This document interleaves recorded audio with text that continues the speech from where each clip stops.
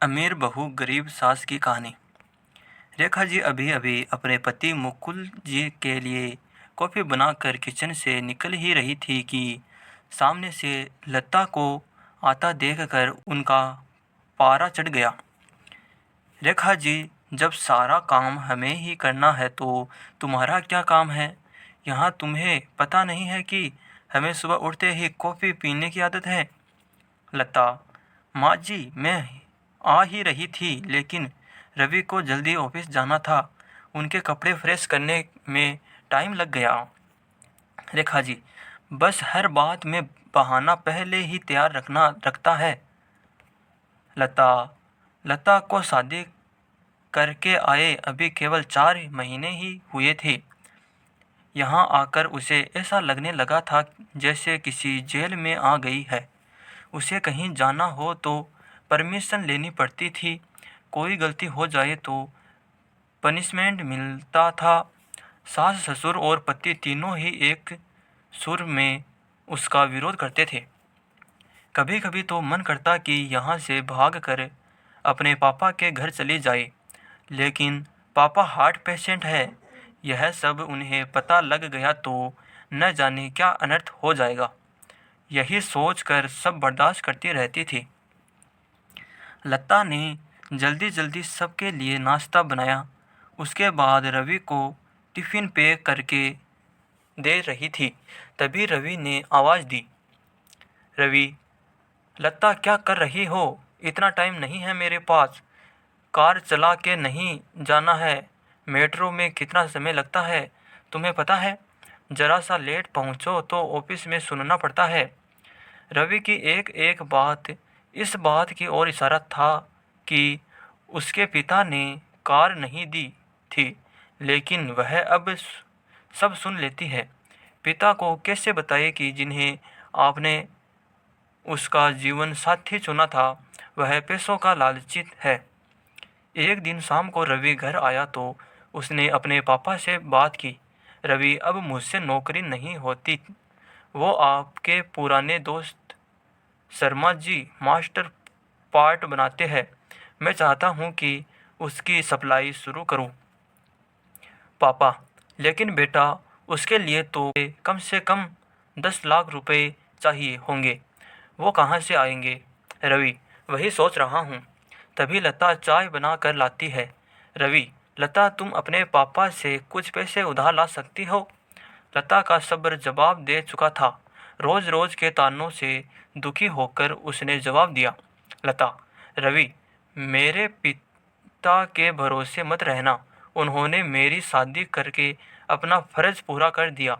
अगर आपको नौकरी करने में दिक्कत है तो मुझे जॉब करने दो, दोनों मिलकर कमाएंगे। यह सुनकर रवि का पारा चढ़ गया। रवि: क्या बकवास कर रही हो? ज़्यादा जुबान चलने लगी है। लता: रवि, मैं बहुत बर्दाश्त कर चुकी हूँ, इसलिए मैंने जॉब करने का फैसला किया है। रवि: नहीं, हमारे घर में यह सब नहीं होता। तुम्हें जॉब करनी है तो अपने घर चले जाओ। लता: मुझे पता था आप यही कहेंगे। मैंने वकील से बात कर ली है। मैं जल्द ही तलाक ले लूँगी। यह सुनकर रवि और उसके पिता के हाथ पांव फूल गए। तभी रेखा जी वहाँ आ गई। रेखा जी: देख लिया, बहू को सिर पर चढ़ाने का नतीजा। निकाल दे इसको घर से बाहर। लता: ठीक है, मैं पुलिस को फ़ोन कर देती हूँ। आप मेरा सारा सामान और दहेज वापस कर दीजिए।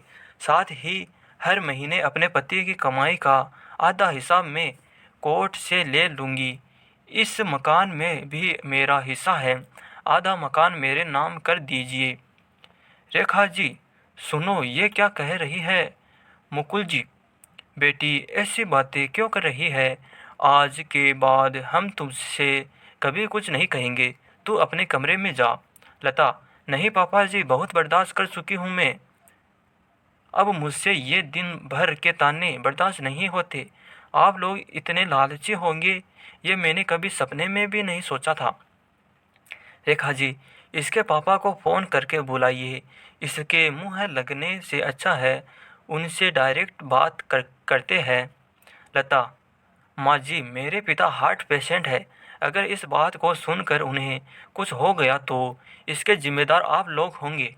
रवि, ये तुम्हें क्या हो गया? आज से पहले तो तुमने कभी ऐसी बात नहीं की। लता, मैं आज तक आपके और मम्मी पापा जी के हर ताने को बर्दाश्त करती रही। 20 लाख रुपए मेरे पापा ने शादी में खर्च किए, फिर भी आपको कार चाहिए, बिजनेस करने के लिए पैसा चाहिए। लता ने उसी समय अपना सामान पैक किया और घर छोड़ दिया।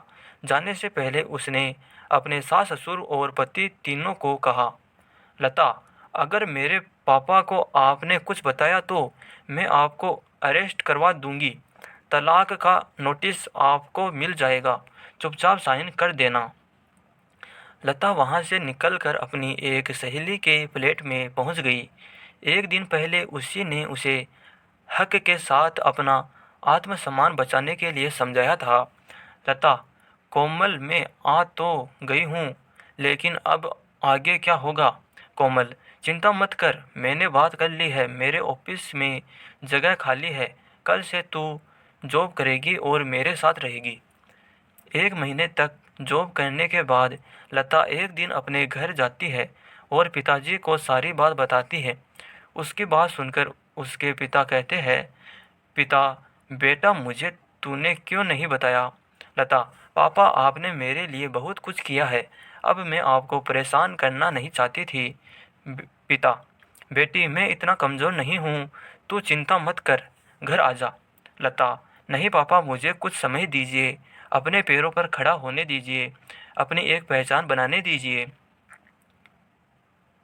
कुछ ही महीने कैसे चल कुछ ही महीने केस चलने के बाद रवि और लता का तलाक हो गया। रवि को पूरा दहेज और 30 लाख रुपए देने पड़े। साथ ही हर महीने अपनी सैलरी का एक हिस्सा वह कोर्ट में जमा करवाता था। तो दोस्तों, आपको यह कहानी कैसी लगी हमें कमेंट कर ज़रूर बताइए। और इस वीडियो को लाइक नहीं किया है तो लाइक कर दीजिए और हमारे चैनल को सब्सक्राइब ज़रूर कर दीजिए। धन्यवाद।